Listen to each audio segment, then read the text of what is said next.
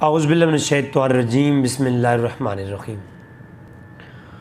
हमेशा मेरी गुफ्तगू कुरान व हदीस और इजमाए उम्मत और रहमा मुहद्दिसीन उलमाए फ़ुक़हा की किताबों से होती है। आज मैं अपनी एक बात आपके सामने रखूँगा। इंशाअल्लाह अभी मेरा जो मौज़ू चल रहा है वो खिलाफ़त व मुल्कियत के बारे में है। इसके बाद हम अहले सुन्नत कौन है और अहले सुन्नत के अक़ायद क्या हैं, उसमें हम देवबंदी, बरेलवी और वहाबी जो इख्तलाफ़ात हैं, जो जितने भी अहले सुन्नत के अंदर तबक़ात हैं, उनको हम भरपूर डिस्कस करेंगे कुरान और हदीस की रोशनी में कि किसका कौन सा अक़ीदा सही है और कुरान और हदीस के ऐन मुताबिक है। और ये अहले सुन्नत के बारे में अभी हम अहले तशय्युअ के बारे में गुफ्तगू कर रहे हैं। खिलाफत व मुल्कियत की बहस ये काफ़ी तवील चलेगी। उसके बाद हम ये जो अहले सुन्नत के अक़ायद और नज़रियात पर बात करेंगे। उसके बाद एक अहम टॉपिक है गुस्ताख़ रसूल और उसकी सज़ा और उसके लवाज़मात। ये बहुत अहम टॉपिक है। इस पे काफ़ी मैंने रिसर्च भी कर रखी है, लेकिन उलमा और फ़ुक़हा की मुतक़द्दिमीन किताबों से कौन कौन सा गुस्ताख़ था जिसको माफ़ किया गया, उसके तरीक़ाकार क्या थे और किस किस को कत्ल किया गया, उनमें नौइयात कैसी थी और अल्लाह ने किस किस गुस्ताख़ अम्बिया को किस किस नौइयत का अज़ाब दिया। कुरान और हदीस में एक मुकम्मल हमारा एक गुफ्तगू होगी, एक चैप्टर होगा इसी उन्वान पर।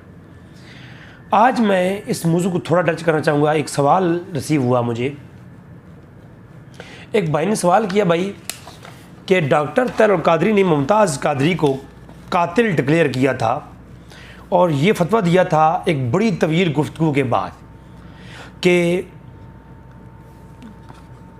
साहिल कहता है कि ये जो डॉक्टर तैयब कादरी साहब ने मुमताज़ कादरी साहब को कातिल डिक्लेयर करते हुए कहा था कि सलमान तासीर की, चूँकि वो नौकरी कर रहा था और उसकी इनकी हिफाज़त में मामूर था, तो उसने जो है एक गुस्ताख़ रसूल और तौहीन रिसालत के कानून के जो है वो मुताबिक मतलब उसने कत्ल कर डाला अपनी ही उस शख्स की जिसकी वो हिफाजत कर रहा था।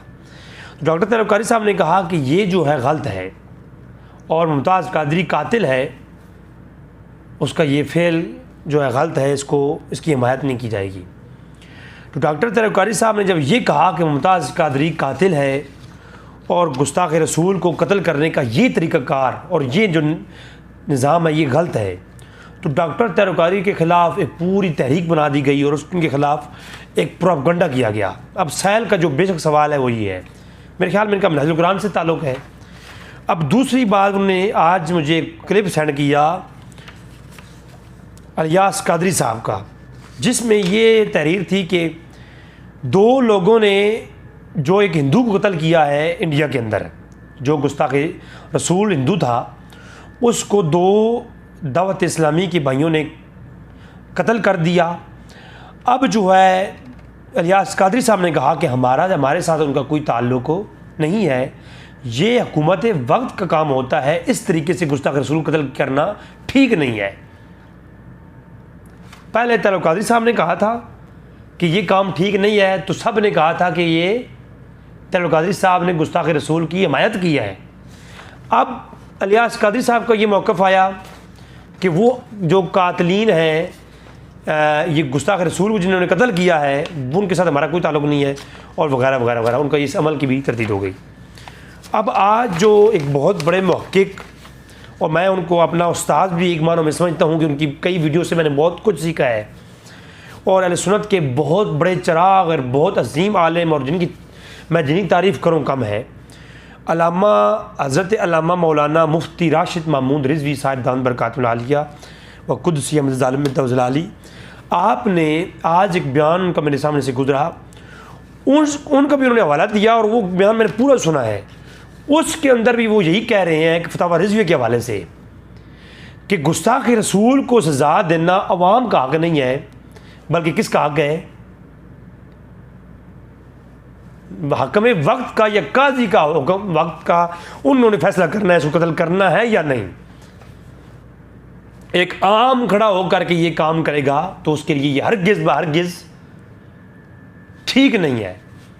अब ये सारी बातें करने के बाद भाई ये कहता है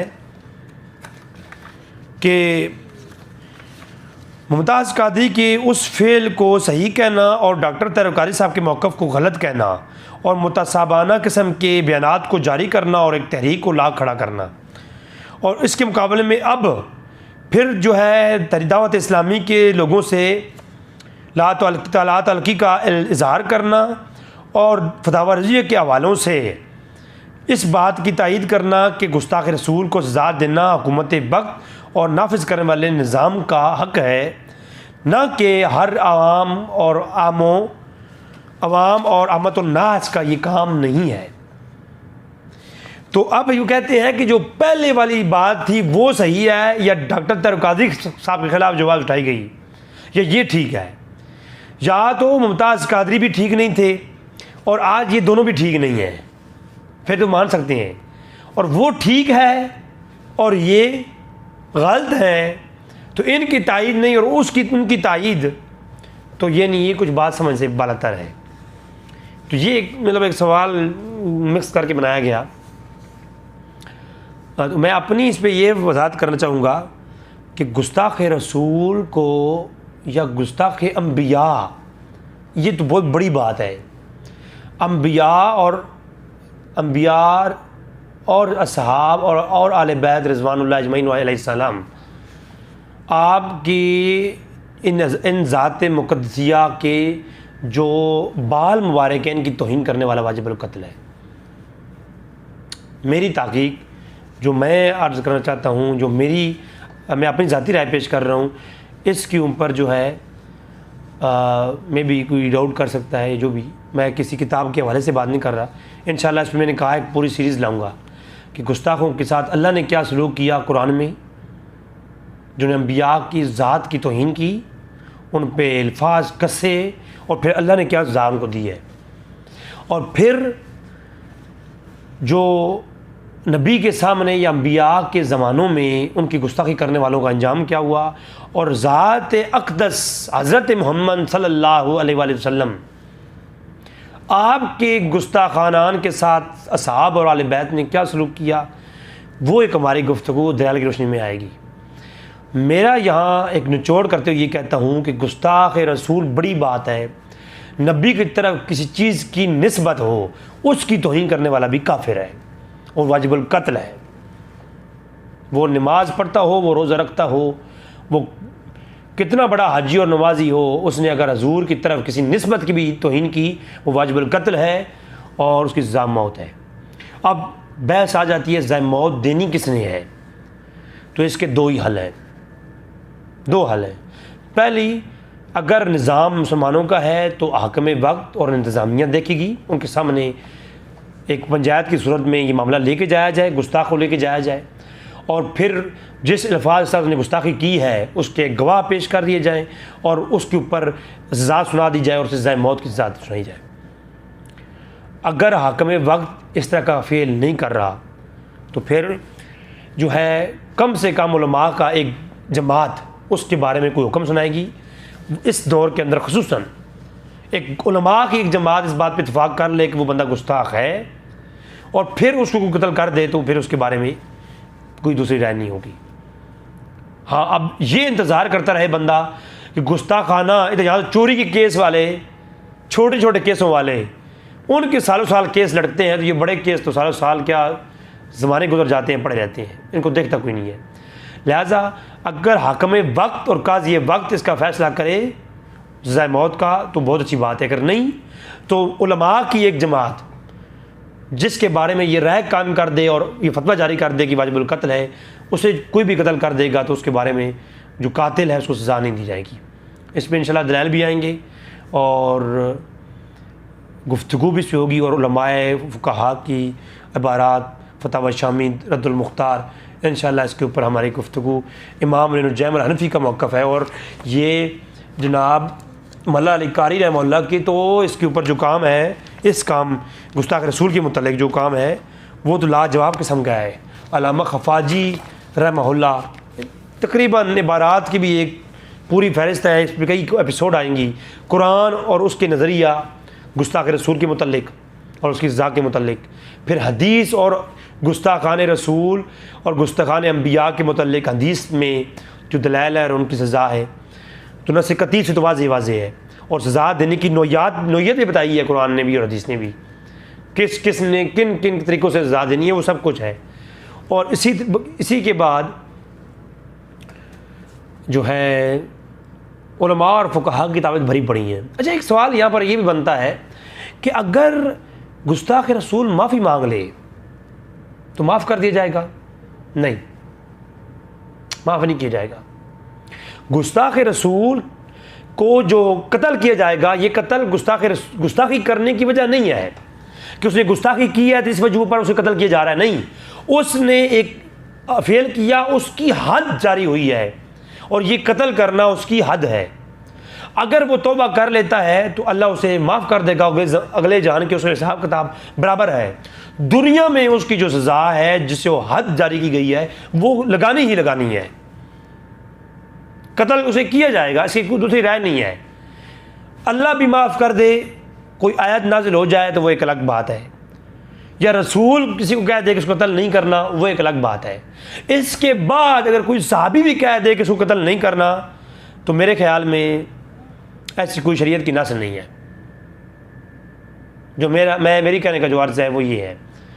बाकी रहा यहाँ पर एक और मसला मैं अर्ज़ करता चलूँ कि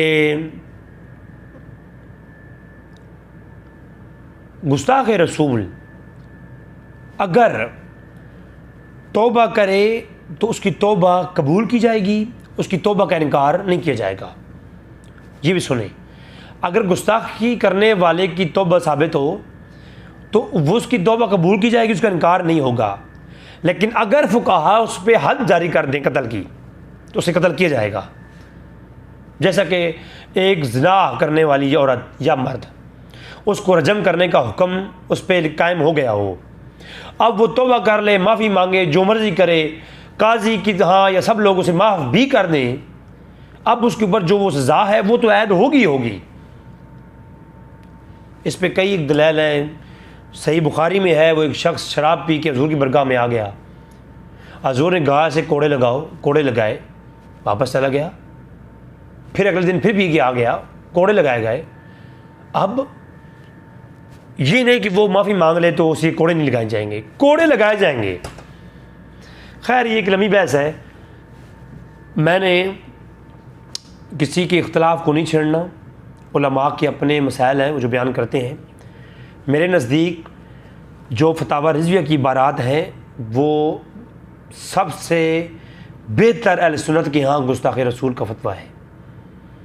अगर मैं बड़ी बात ना करूं तो अहले सुन्नत की तारीख़ में जितने फतावों की किताबें हैं आप उठा कर देख लें, कैद की किताबें उठा कर देख लें, सब का निचोड़ इमाम अहमद रज़ा ख़ान फ़ाज़िल बरेलवी रहमतुल्लाह ने अपने फतावा रिज़विया में दर्ज किया है। और इसके अलावा भी जो है उलमा ने किताबें लिखी हैं, देवबंदी के उलमा के भी ये फतवे हैं, बरेलवी उलमा के भी ये फतवे हैं कि गुस्ताख़ एहनत रसूल करने वाले की सज़ा मौत है और उसकी मौत जो है वो काजी हक़ वक्त करेगा। फतावा शामी के अंदर भी यही इबारात है। तो इस चीज़ को समझना चाहिए। अब इंडिया में जो वाक़या हुआ उसकी नोयत मुझे मालूम नहीं है कि वो नोयत क्या है, उसके बारे में मैं कोई राय कह के नहीं करूँगा। जहाँ तक मुमताज़ कादरी की बात है तो इंशाअल्लाह गुस्ताखी रसूल की जो एपिसोड हम लाएंगे उसमें मैं कुरान और सुन्नत की रोशनी में जो मेरी रिसर्च है वो मैं आपके सामने रखूँगा। बाकी मेरी बात हुज्जत नहीं है या मेरी रिसर्च भी हुज्जत नहीं है। उलमा, फुक़हा और ख़ुसूसन हमारे पास 4 सोर्स ऐसे हैं, जिस बंदे ने इन 4 सोर्स को पकड़ लिया वो गुमराह नहीं होगा। किसी मौलवी की ना सुने, किसी मुहक़्क़िक़ की ना सुने, कुरान, हदीस, इजमा और क़ियास, 4 चीज़ों से मसला हल किया करें। इसमें रिसर्च करेंगे आपको बातें मिल जाएगी। बड़े बड़े अइम्मा ने बहुत कुछ लिख दिया है, किसी की ये ज़रूरत नहीं है कि वो कोई आज एक मौलवी खड़ा होकर नई बातें करना स्टार्ट कर दे। तो लिहाजा इंशाअल्लाह ये मुमताज़ कादरी वाला जो ये क्वेश्चन है इसको भी हम अल्लाह तबारक तआला मुमताज़ कादरी की नीयत के मुताबिक उनको अमल का जो है वो सिला दे, अजर दे।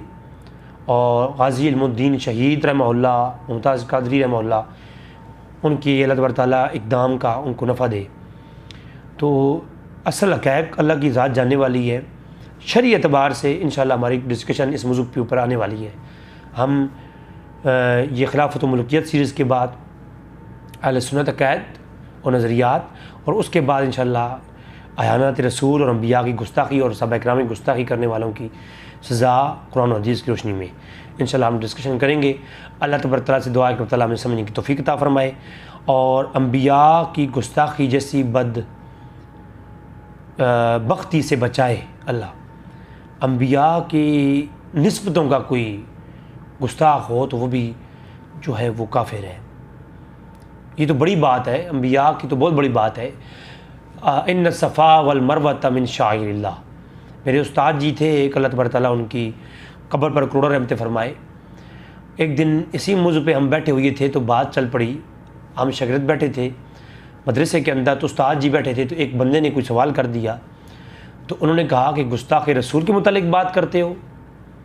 अगर कोई माई हाजरा जिस पहाड़ों पे दौड़ी है, इन सफ़ा वल मरवत मिन शाइरिल्लाह, अगर उन पहाड़ों की निस्बत भी कोई तौहीन अमेज़ लफ्ज़ कह दे वो काफिर है और वाजिबुल कत्ल है। तो वलिया के कदम जहाँ पे लगे हैं उन पहाड़ों की तौहीन करने वाला काफिर है, तो फिर अगली बात बहुत बड़ी है, बहुत अफजल है। ठीक है, तो अल्लाह तबारक तआला से दुआ है रब तआला हमें समझने की तौफ़ीक़ अता फ़रमाए। वमा अलैना इल्लल बलागुल मुबीन।